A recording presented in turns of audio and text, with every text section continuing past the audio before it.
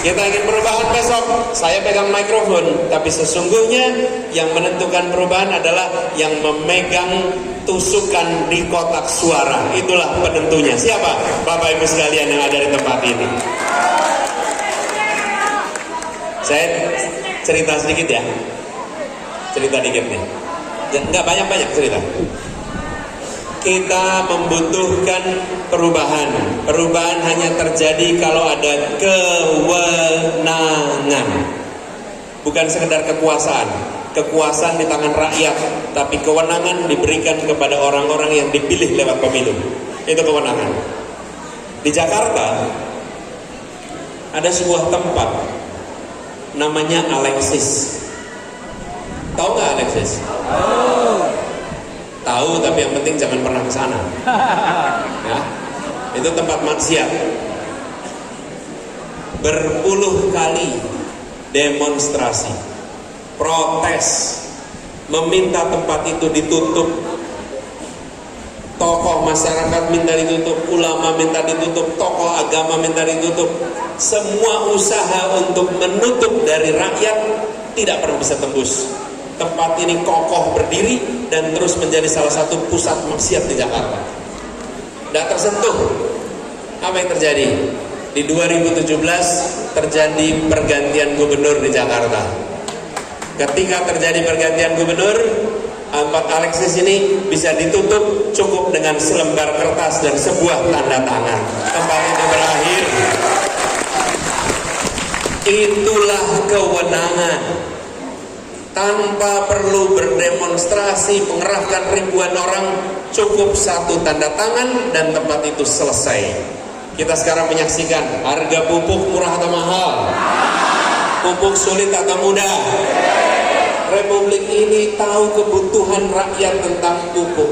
Jumlah petani sawit kita tahu, jumlah petani padi kita tahu. Tapi kita tak kunjung memenuhi kebutuhan itu. Kenapa? Karena kewenangannya tidak digunakan untuk melakukan perubahan. Kita siap sama-sama untuk melakukan itu. Tapi kewenangan yang nanti ditandatangani satu orang ditentukan oleh pilihan tiap-tiap orang di TPS tanggal 14 Februari besok. Siapkah memilih untuk perubahan? Siap memilih untuk perubahan? Siapa yang dipilih untuk perubahan? Siapa? Coblos yang dua-duanya pakai kacamata. Coblos kacamatanya. Jangan yang satu kacamata.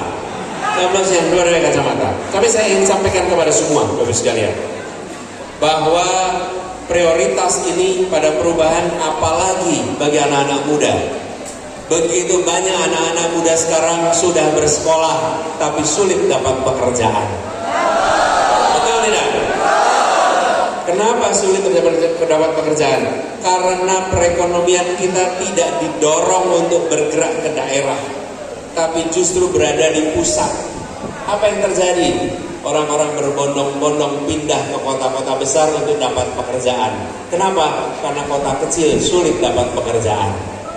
Karena tidak didorong ke kota kecil. Kita ingin semua kota di Indonesia merasakan pertumbuhan lapangan pekerjaan, khususnya buat anak-anak muda seperti di tebing tinggi ini.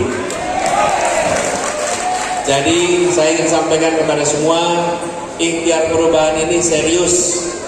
Tapi ikhtiar perubahan ini mendapatkan tantangan yang tidak kecil. Perhatikan partai-partai pendukung ini. Siapa partai pengusung?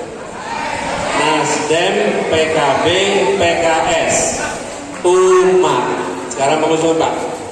Ya, Bapak Ibu sekalian, partai-partai ini mengalami tantangan. Yang paling awal mengusung namanya sesudah Nasdem mengusung, banyak sekali tantangan dihadapi Nasdem. Betul tidak? Tidak usah saya ceritakan lagi detailnya. Dihantam dengan segala macam. Mengapa itu terjadi?